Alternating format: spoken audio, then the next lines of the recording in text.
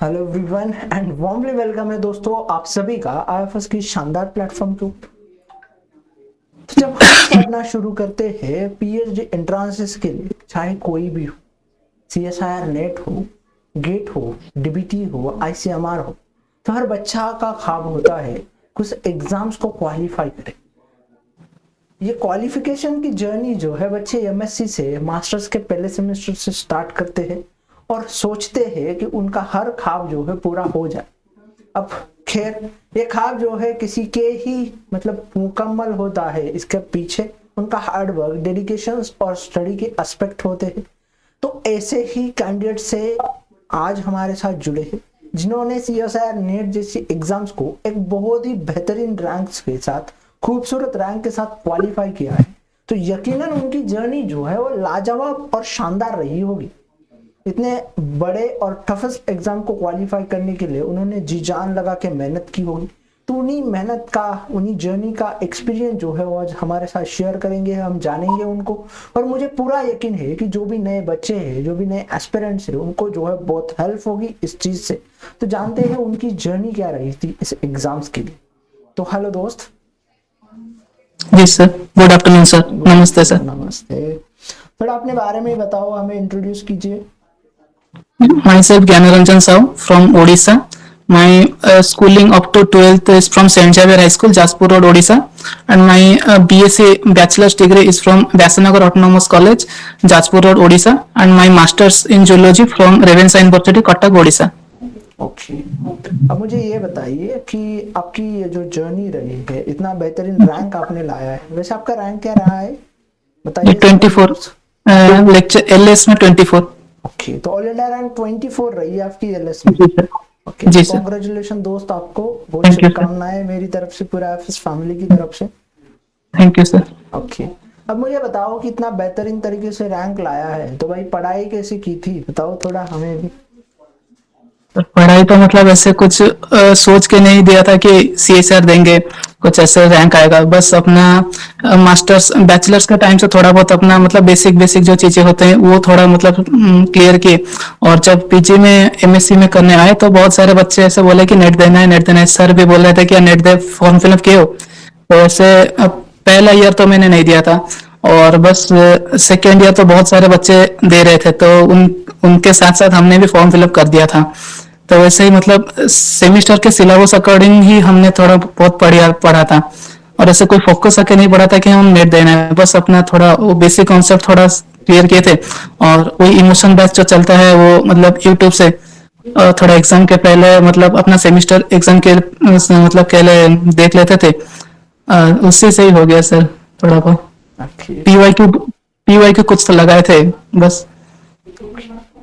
अब मुझे ये बताओ कि इतना बड़ा सिलेबस हमें देखने को मिलता है सीएसआईआर नेट का, लगभग 13 यूनिट है, हर डोमेन से यूनिट है, चाहे वो बायोटेक हो, माइक्रो हो, जूलॉजी, बॉटनी हो। इनके साथ साथ 4 हमें कोर यूनिट भी देखने को मिलती है, और उसी के साथ साथ जनरल एप्टीट्यूड की भी यूनिट हम इंक्लूड कर सकते हैं। तो इतने वास्ट सिलेबस को कैसे कवर किया आपने?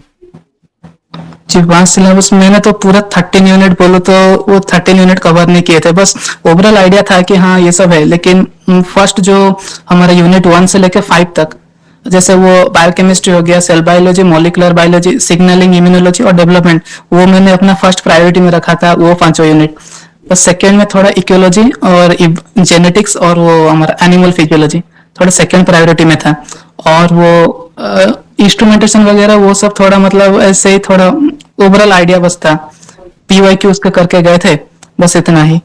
और लास्ट जब मतलब सेमिस्टर के साथ ही हमारा जो होता है कि वो पीवाईक्यू लगा देते थे नेट का, तो उसी के साथ साथ मैक्सिमम मेरा फोकस अपना पीजी सेमिस्टर में ही था, तो उसी के साथ साथ ही नेट क्लियर हो गया था।